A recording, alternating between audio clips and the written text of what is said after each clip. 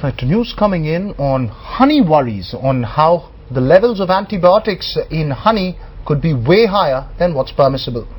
Now, a study by the Center of Science and Environment shows that honey contains high levels of antibiotics, much more than the permissible limits for export. All the popular brands have been found to have abnormally high levels of antibiotics.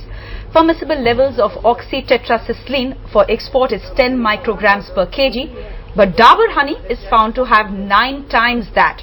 It's 250 micrograms per kg for Khadi honey and 27 micrograms per kg for Patanjali. Antibiotics mixed with sugar syrup is reportedly used as growth promoters in the industry, and that is supposedly how it gets passed on to honey. But the worry is that there are no standards set for antibiotic content in honey in India. Joining me on the phone line for more on that is Smriti Advani. She's joining me from New Delhi. Smriti, the first obvious question, what are antibiotics doing in honey? Well, that's exactly what the CSE has been trying to understand. In fact, what they're seeing is that a lot of these, the bee growers are in fact using honey to actually promote the growth of bees and ensure that they produce more honey.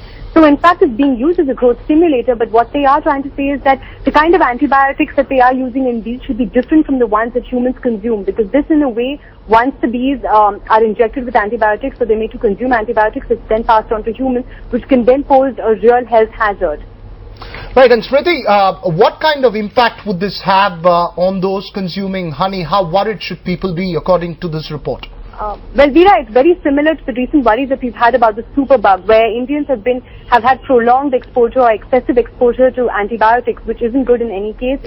It's unhealthy for anyone to be consuming such a large dosage of antibiotics on a day-to-day basis. In fact, honey is something that most Indians would have at their breakfast table every day, and it is worrying indeed that there is such a large amount of antibiotics found in many of the popular brands that we're consuming, and the fact that the government doesn't really have any safety standards when it comes to honey being sold in the domestic market as compared to what they allow for export.